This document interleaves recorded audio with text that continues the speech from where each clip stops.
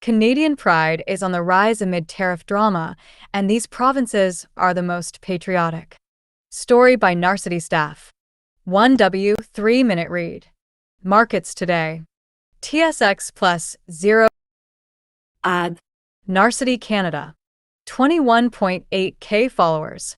Canadian pride is on the rise amid tariff drama, and these provinces are the most patriotic. Story by Narcity staff.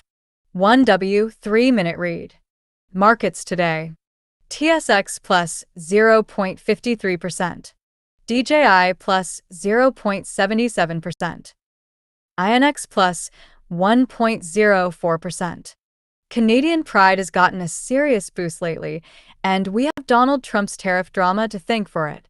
As tensions between Canada and the US simmer, a new poll from the Angus Reid Institute reveals a major uptick in national pride, with way more Canadians feeling emotionally connected to their country than they did just a few months ago. A growing movement to buy Canadian and boycott US products, travel, and businesses has taken hold across the country, and it doesn't seem to be slowing down, even after Prime Minister Justin Trudeau secured a temporary reprieve from the tariffs on Monday. Now, the country appears to be riding a wave of patriotic sentiment and interprovincial unity, but that doesn't mean everyone is breathing easy. The future of Canada-US trade remains uncertain, and people are paying close attention. According to the Angus Reid Institute, the percentage of people who say they are very proud to be Canadian has jumped from 34% in December to 44% in February. Meanwhile, the number of people who report having a deep emotional attachment to Canada has also climbed 10 points from 49% to 59%. And if you're wondering whether there are still people out there who think Canada should just throw in the towel and join the US, that number has actually shrunk from 6% to 4% because, well, Canadians aren't exactly feeling the neighborly love right now. But this spike in national pride isn't hitting every province the same way.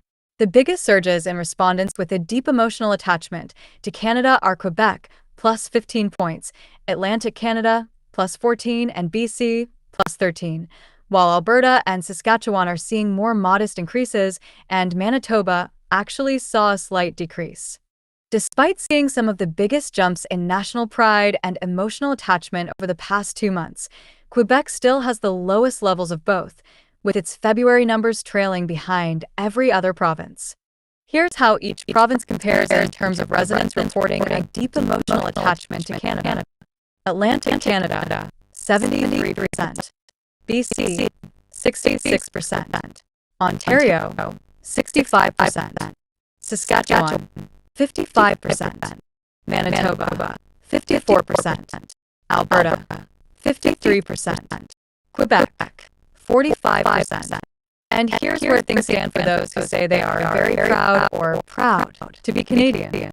Atlantic Canada, 81%. BC, 74%. Ontario, 71%. Saskatchewan, 63%. Manitoba, 62%. Alberta, 61%. Quebec, 58%.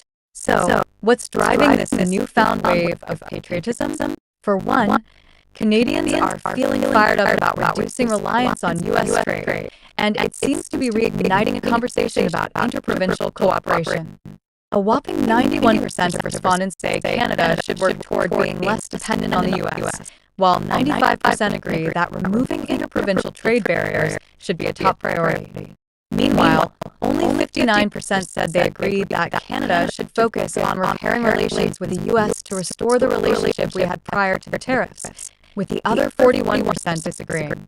The poll also reveals that this ongoing trade war has gripped the country's attention like few others. 89% of Canadians say they are closely following the tariff turmoil, with 56% tracking it very closely. That level of engagement is comparable to the early days of the COVID-19 pandemic in February 2020, when 90% of Canadians reported following the emergence of the virus.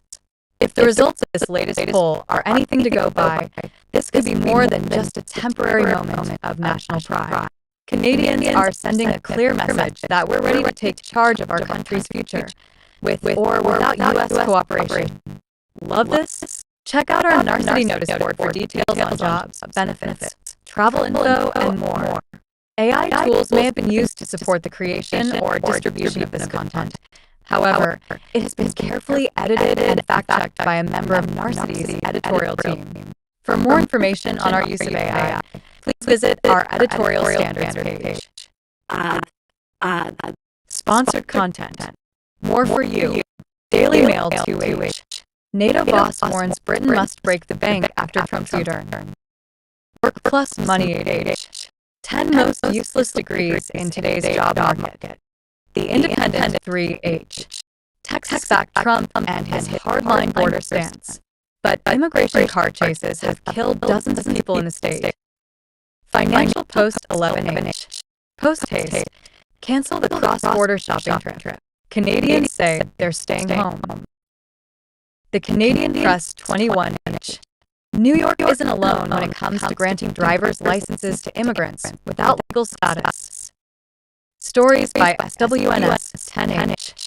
Prime Minister's helicopter rescue after being trapped by protesting farmers. Tactic 1D. Russia burns through gold reserves as economy nears meltdown. National Post 2H. Carson's dream.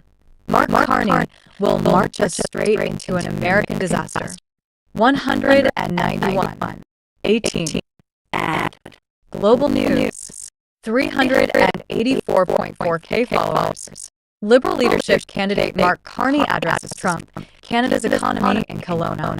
Story by Victoria Themia. 22H. 2-minute read. Federal Liberal leadership hopeful Mark Carney drew hundreds in Kelowna, British Columbia, on Wednesday, promising economic improvements and standing firm against the U.S. A lot of what I've talked about has to do with the economy. It's part of why I put my hand up initially. It's the challenges from the Americans who have made it more acute, said Carney. The former Bank of Canada governor unveiled a 5-step plan, including a balanced budget in 3 years, middle-class tax cuts, increased building, and ramped up international and national trade.